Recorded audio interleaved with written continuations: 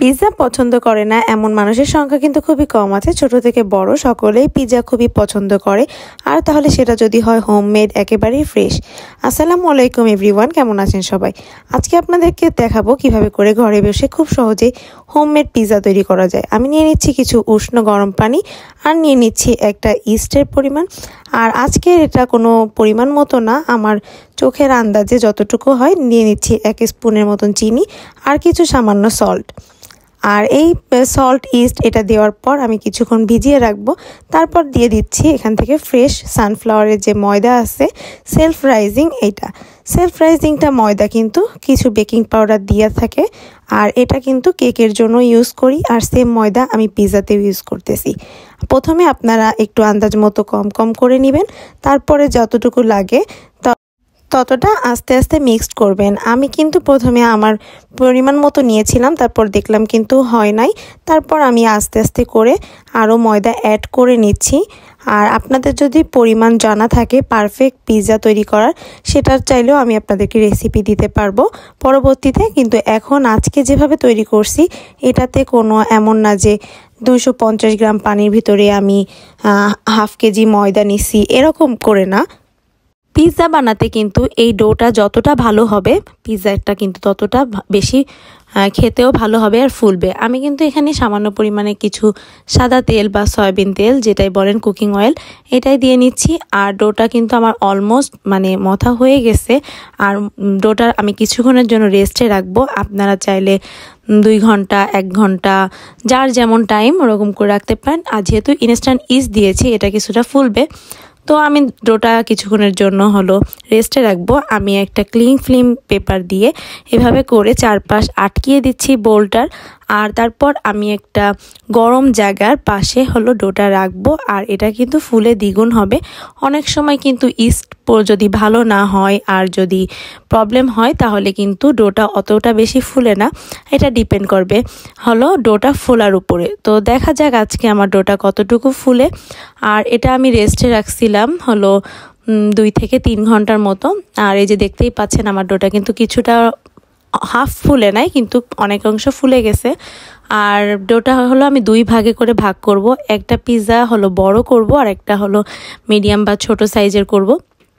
আর এটা কিন্তু একেবারেই কোনো প্রফেশনালি না, যেটা আমি আগে থেকে বলিনি। আর যারা খুদ ধরবেন বা বেশি প্রফেশনালি জানেন, তারা কিন্তু আমার থেকে দূরে থাকবেন, কারণ এটা ঘরে বসে একটু বাসার তৈরি পিৎজা খেতে মন চাচ্ছিল, সেইভাবে করে আজকে হুট করে পিৎজা বানানো।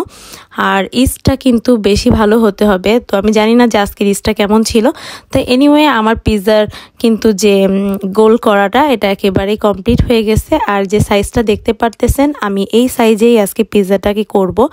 আর পিৎজাটাকে ইনগ্রিডিয়েন্টস দিব, মার্গেরিটার যে ইনগ্রিডিয়েন্টসগুলো থাকে সেটা। আর একটা কাঁটা চামচ বা ফর্ক দিয়ে আমি পিৎজাটার ভিতরে এইভাবে করে একটু করে নিচ্ছি, ছিদ্র করে নিচ্ছি, যাতে করে পিৎজাটা খেতে সফট হয়।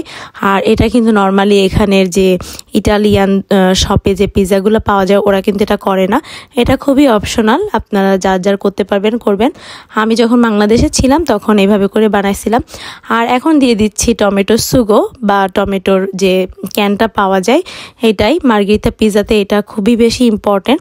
আপনাদের যদি সুগো কিনে না নিতে পারেন, তাহলে কিন্তু টমেটোর এই সুগোটা আপনারা বাসায় বানাতে পারবেন। বাসায় বানানোর জন্য এটা কিন্তু খুবই ইজি, এমন না যে খুবই লং প্রসেস বা কঠিন কোনো কিছু। জাস্ট একেবারে র টমেটোটাকে আপনারা ব্লেন্ড করে নেবেন।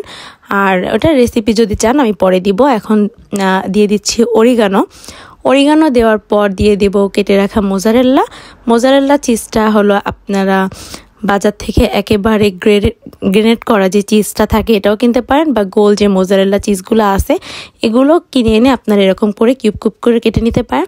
এখন দিয়ে দিচ্ছি রোজমারিনো। আর রোজমারিনোটা আমাদের কাছে অপশনাল, কারণ অনেকে এই ফ্লেভারটা পছন্দ করে না, আবার আমাদের কাছে কিন্তু ফ্লেভারটা ভালো লাগে। আর তাছাড়া আমাদের ইউকেতে বাসায় রোজমারিনো যে গাছ আছে, একেবারেই ফ্রেশ রোজমারিনো দিয়ে দিচ্ছি। এটা ফ্রোজেন বা ড্রাই রোজমারিনো না, তবে অরিগানোটা ড্রাই ছিল। আর এগুলা আস্তে আস্তে টপিং যে যেমন পছন্দ করেন সেরকমই আপনারা দিতে পারবেন। আর আমরা তো আমাদের মার্গেরিটা পিৎজাটা সম্পূর্ণ রেডি হয়ে গেছে। আর ওভেনে কিন্তু আমি প্রিহিট দিয়ে নিয়েছিলাম, কারণ ওভেনে প্রিহিট না দিলে কিন্তু পিৎজা ভালোভাবে ফুলবে না।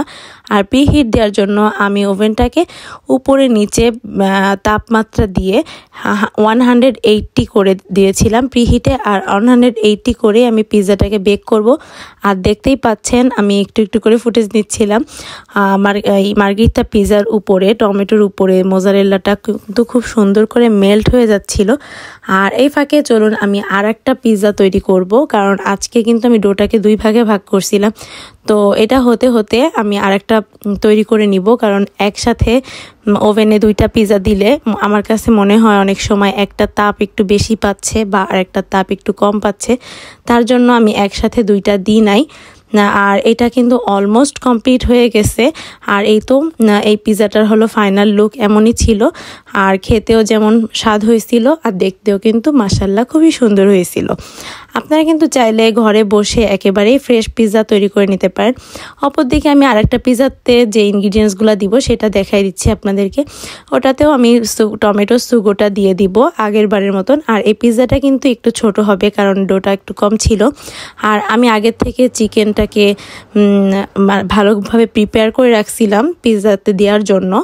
আর চিকেনটা প্রিপেয়ার করছিলাম একটু হালকা সয়া সস, আর মানে আমি চিকেনটাকে হালকা ভেজে রাখছিলাম যা যা উপকরণ দিয়ে। বারবিকিউ সস দিই নাই, আমি দিয়েছিলাম সয়া সস আর একটু পেরি পেরি পাউডার। আর এখানে আমি কিছু সসেস ইউজ করব। এটা একেবারেই হালাল সসেস ছিল। যারা বাইরের কান্ট্রিতে থাকবেন অবশ্যই সসেস কেনার আগে আপনারা দেখে নেবেন হালাল বা হারাম। চিকেন সসেসের সাথে আমি দিয়ে দিচ্ছি মোজারেলা চিজ আর অরিগানো। আগের পিৎজাটাতে যে যে ইনগ্রিডিয়েন্টস ছিল সব কিছুই দিয়েছি, শুধু এক্সট্রা আমি চিকেন আর সসেসগুলো ইউজ করছি। আর এই পিৎজাটাও এখন প্রিপেয়ার হতে চলে গেছে। আর পিৎজাটা কিন্তু হতে যে টাইমটা লাগবে, 2টা পিৎজাই কিন্তু খুবই আলহামদুলিল্লাহ ভালো হয়েছিল খেতে। আর যেহেতু বাসায় যদি আপনি তৈরি করেন, আপনার চিন্তা থাকবে যে আপনার ফ্যামিলি মেম্বার বা বাচ্চাদেরকে আপনি ফ্রেশ জিনিসটা খাওয়াচ্ছেন, এটা আপনি মেক শিওর করতে পারবেন। আর বাইরের কান্ট্রিতে কিন্তু বড় বড় সুপার শপে যে পিৎজাগুলা হলো হালাল, যেগুলা উইদাউট মিট থাকে বা পারমাহাম ব্যতীত, বা চিকেনটাও যদি হালাল থাকে, আর ম্যাক্সিমাম টাইম হলো যেটা মার্গারিতা পিৎজা, এটা সব জায়গায় হালাল, এখানে হারামের কোনো কিছুই নাই। এগুলা সুপার শপে সবসময় অ্যাভেলেবেল থাকে। আমরা যেগুলো কিনে নিয়ে আসি বাসায় খাই, কিন্তু বাসায় ফ্রেশ বানানোর ভিতরে বা রেস্টুরেন্টে যাওয়ার ভিতরে যে একটা স্বাদ, এই স্বাদটা কিন্তু অন্য কোথাও পাওয়া যাবে না। তো এরকম বাসায় ফ্রেশ পিৎজা বানানোর জন্য শর্টকাট উপায়ে আপনারা কিন্তু আমার রেসিপিটা ফলো করতে পারেন। যদি ভালো লেগে থাকে অবশ্যই আমাকে শেয়ার করতে পারেন যে আপু আপনার রেসিপি দেখে আমরা বানিয়েছি। আর এই তো আমরা সেকেন্ড পিৎজাটাও কিন্তু কেটে নিচ্ছিলাম। আর সরি অ্যাবাউট দ্যাট, পিৎজা কাটার যে ইয়াটা ছিল ওটা কিন্তু খুঁজে পাচ্ছি না এই মুহূর্তে, যার কারণে আমরা নাইফ দিয়ে কেটে নিচ্ছি। আশা করি আজকের ভিডিওটা সবার ভালো লাগছে বা ভালো লাগবে। আর দেখা হবে নেক্সট ব্লগে, নেক্সট ভিডিওতে। সেই পর্যন্ত সাথে থাকুন, ভালো থাকুন, আমার জন্য দোয়া করবেন। আসসালামু আলাইকুম, দেখা হবে নেক্সট ভিডিওতে। বাই।